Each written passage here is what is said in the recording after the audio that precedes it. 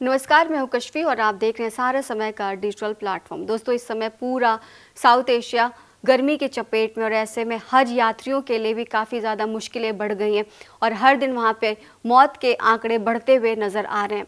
कुछ दिन पहले खबर आई थी कि वहाँ पर 577 लोगों की मौत हुई, लेकिन अब ये आंकड़ा बढ़ करके 1100 के आसपास पहुंच चुका है। इसी कड़ी में वहाँ के एक अधिकारी ने सऊदी प्रशासन का बचाव करते हुए कहा कि वहाँ की हज कमेटी जो है वो विफल नहीं हुई है, वहाँ की सरकार विफल नहीं हुई है, लेकिन वहाँ पर जिस तरह से लोगों ने गलत तरीके से जा कर के हज किया, यानी कि जितने लोगों को जाना था उससे कहीं ज़्यादा लोग वहाँ पर हज करने के लिए पहुँच गए गलत तरीके से विदाउट परमिशन। इस वजह से भगदड़ मची और गर्मी की वजह से लोगों की मौत हुई।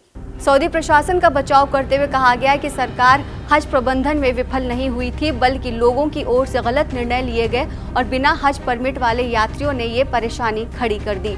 हज के दौरान भीषण गर्मी से होने वाली मौतों के बाद सऊदी सरकार के ऊपर कई सवाल खड़े किए जा रहे हैं। सऊदी अरब के एक वरिष्ठ अधिकारी शुक्रवार को हज यात्रा के प्रबंधन के बचाव में लग गए।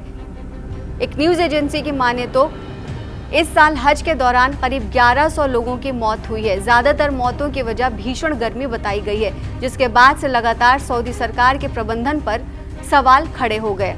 सऊदी के एक अधिकारी ने बताया कि किंगडम हज जो है वो नाकामयाब नहीं हुआ, बल्कि लोगों के गलत फैसले की वजह से इतनी परेशानियों का सामना करना पड़ा। लोगों को खतरों की चेतावनी दी गई थी, लेकिन उन्होंने इस पर ध्यान नहीं दिया। सऊदी अधिकारी ने आगे ये भी कहा कि सऊदी सरकार ने हज के 2 सबसे व्यस्त दिनों में 577 मौतों की पुष्टि की। ये मौतें तब हुई जब शनिवार को माउंट अराफात की तपती धूप में यात्री घंटों दुआ मांगने के लिए इकट्ठा हुए और रविवार को जब उन्होंने मीना में शैतान को पत्थर मारने की रस्म में हिस्सा लिया था।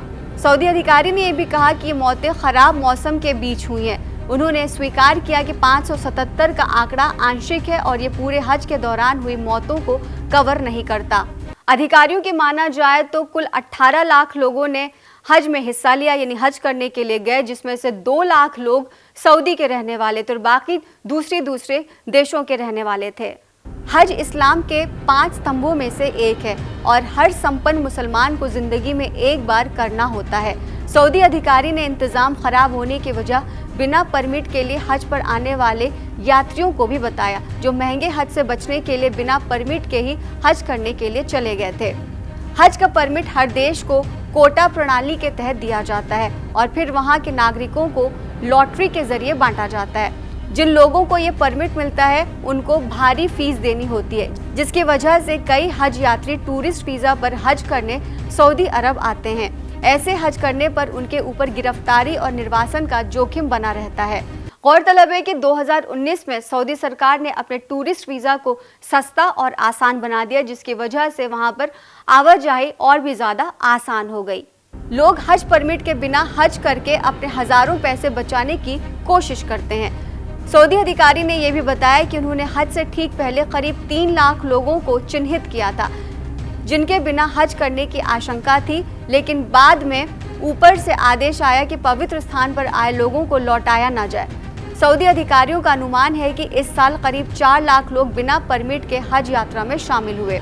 अधिकारी ने मिस्र की तरफ इशारा करते हुए कहा कि लगभग सभी एक ही राष्ट्रीयता के हैं। बिना परमिट से हज करने वाले लोग सऊदी सरकार की ओर से दी जाने वाली कई सुविधाओं से अछूते रहते हैं, जैसे कि एसी टेंट, बचाव किट आदि।